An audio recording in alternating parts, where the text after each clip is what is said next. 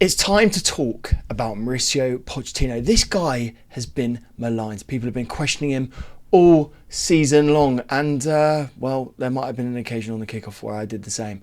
But I think today against West Ham, the 5-0 victory tells you everything you need to know about the future of Mauricio Pochettino. If Todd Boehly is in the boardroom right now, considering potentially sacking this guy in the summer, looking at his P45 with glee, with joy, and having a pen in his hand and looking to sign it, I think he might have just put the pen away. Yes, I honestly do think the performance against Spurs and then today against West Ham has saved Mauricio Pochettino's job. And it's a joke really that it's got to those point in the season where those two games have decided it. Basically, people have been getting on my back all season long. And they've been saying, why have you been backing this guy? He's out of his depth. He's not a proven winner at all. He's a former Spurs manager. What has he done in his career outside of France? And let's be honest, winning a trophy at PSG doesn't really count for anything. And, you know, fair enough. You know, you go through all of those sort of things. You understand the arguments. You hear people saying Poch out constantly. At the start of the season, we had some awful losses and awful performances. Lost twice against Wolves. Lost to Nottingham Forest, scrapping in the relegation places. So many other so disappointing performances. Even in performances where we get draws or even wins sometimes, the performances were not consistent. We could have conceded so many more goals. And in fact, you know, we've conceded so many goals throughout the season, really, let's be honest. But there are so many mitigating circumstances, aren't there? You look at Mauricio Pochettino coming in and having to manage a bunch of 12-year-olds, a bunch of kids, a bunch of players that have never played together, assembled in basically what is Football Manager to the directors of football. You know, trying to buy wonder kids from Brazil and trying to bed them into a team, as well as trying to challenge for what Chelsea really need, which is Champions League football. And let's be honest, he's had one of the worst injury crises of all time. 14 players injured for the Spurs game. Finally, we got Nkunku back in the West Ham game. Gusto back as well. Disasi back after an injury. All of them made the bench. Colwill as well. And yes, he has not been good enough at the start of the season. There are so many other things that we need to talk about. The lack of substitutions in key games and key moments. Does he affect it? The tactical setup, basically playing the same 4-2-3-1 for the entire start of the season. But I think what we all must admit now is that this guy's kind of come good. This guy's pretty decent, isn't he? And I think now you look at all the other options out there. Amorim ruled himself out of the job and basically staying at Sporting. Hansi Flick twerking away, trying to get the job. Conte saying that he's open to it. You know, there's so many other. Tuchel basically would take it in a heartbeat, wouldn't he? Jose would take it in a heartbeat if he was offered it.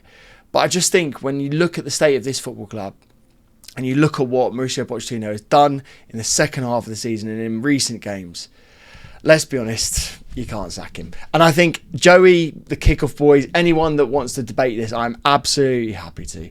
But I just don't think at this point in time it makes sense to sack the guy. But look, let me know what you guys think. I'm really interested to see where the fan base is right now. I overwhelmingly do believe that the stadium is behind this guy and behind the team right now. But what do you guys think? If there was another option in the summer, if Tuchel or Jose or Antonio Conte was free, would you take those guys back? Or is Mauricio Pochettino the guy for us? Really interested to see what you think. So shall we talk about the game? We talked quite a lot about Pochettino, but you guys know, like, we're all friends here. We all want to back Pochettino and give him his flowers. He's had so much shit this season. Let's just give him a little bit of praise. Yeah, fair enough. Right, let's talk about the game as well. What a performance it was. West Ham are in absolute freefall. The Moyes era is coming to an end and we've taken absolute advantage of that. But let's be honest, we made them look absolutely stupid today. The team sheet was Petrovic in goal, of course. Trevor Chalobah over on the right-hand side, which basically I think is one of his better positions. He's a brilliant centre-back. He's doing an unbelievable job on the right-hand side. Fair play to him. And then you've got Thiago Silva, Badiashile, and obviously the inverted fullback, the midfielder that is Cucurella. Then you got the wonderful pivot that we love in Caicedo and Gallagher. Then you got Noni Madueke. Then you've got Cole Palmer, Mudryk and Jackson up top. These boys are forming some connections now. You know, the engine room is working so well. But I think the first person that we do absolutely need to call out today for his performance is Noni Madueke. A guy that, like Mauricio Pochettino, has been on a bit of a journey for Chelsea. Been through so much shit. So many people questioning whether he had the ability to play for us. In the start of the season, when you think about it, he was playing the Carabao Cup games. That's literally what his role was in the squad. He was nowhere near the first 11. And look, Mauricio Pochettino's got his arm around him. He's been so good recently. And you have to just say, today, one of his better performances again. You know, when he gets the ball on that right-hand side, you know what he's going to do. He's just going to cut inside. And yet, they just can't stop him. Like, no, I haven't seen a defender try and stop him and been able to block him and some of his runs. The boy's touch is just unbelievable. It sticks to his foot. I've never seen dribbling like that. And I could only dream of having that footballing ability. This guy, unbelievable header. I think he was as surprised as we all were when he gets that ball off the top of his head. It goes in the goal. I think he was absolutely delighted. What a celebration for him. And an assist as well. What a brilliant player. I have to say, I've been up and down on this guy. I haven't been sure of him at all, but he has proved everyone wrong. What a performance by Noni.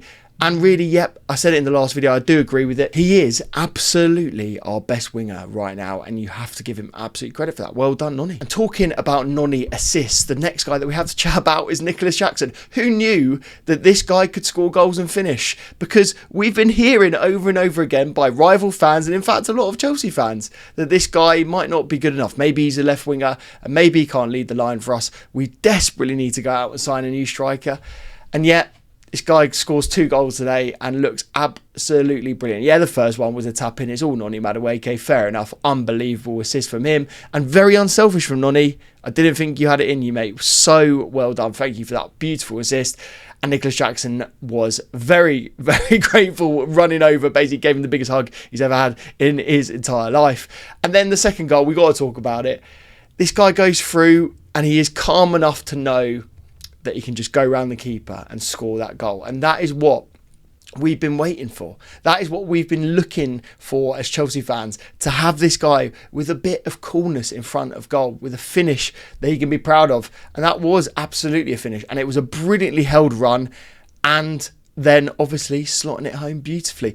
The VAR had to give it to him. I don't know what the lino was looking at. It was obviously onside. You could see that from the ground. I never said it wasn't an offside.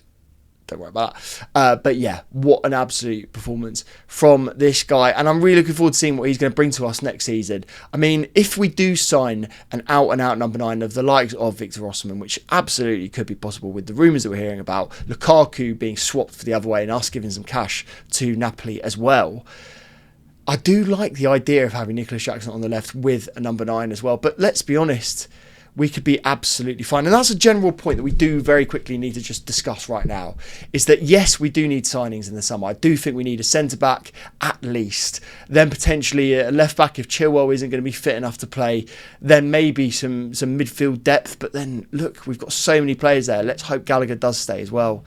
And then if you do sign a number 9, the boys will be better. The young players will mature and evolve next season. And if we take the momentum that we've got at the end of this, the second half of this season, then anything is possible. And yes, it will take time. We're not going to win the league next year. I mean, maybe we will, but probably not. But if we do challenge it again and get top 4, that will be an unbelievable result next season. Now, we do also have to talk about European football this season, because, and it was so funny, True Geordie Brian, he left a comment on my latest video, the West Ham preview, where he was laughing at me for saying that Chelsea could get 6th.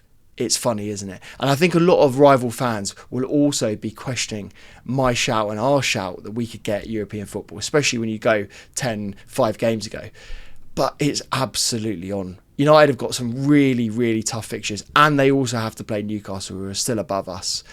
And I do think Newcastle will get European football. I honestly do that. I'm taking all the bias outside and away from me. But, you know, there is still some bias there because of my love for Big Brian. But I do think they'll get it. But Man United, it's absolutely on. Let me know what you guys think. Like, do you think we'll end up in 7th, or do you think we'll end up in 6th? Both of them are absolutely possible. And the last thing that I will leave you on is the wonderful fact that even though Erling Haaland scored 4 goals for Man City. Cole Palmer is still in the race for the Golden Boot. And who would have thought at the start of the season that a new player to Chelsea, a youngster, a winger, or a centre attacking midfielder, not even a striker, could be up there in terms of the top goal scorers in the league? I wouldn't have believed you. I honestly wouldn't have even thought about it. I didn't even think that Cole Palmer would have broken into the Chelsea team. And look at him now. He has proved us all wrong. And that is really the theme of this video, hasn't it? These players, this manager, this team, they're proving everyone wrong. They're having a brilliant end to the season. And now Europe is certainly possible. Guys, thank you so much for watching. If you enjoyed this one, please do subscribe to the channel, and if you want to support me, check out Aveste, the home of independent streetwear, my clothing brand, and I will see you tomorrow because I'm with the big man Joey. Cannot wait for that. Up the Blues. Come on, Chelsea.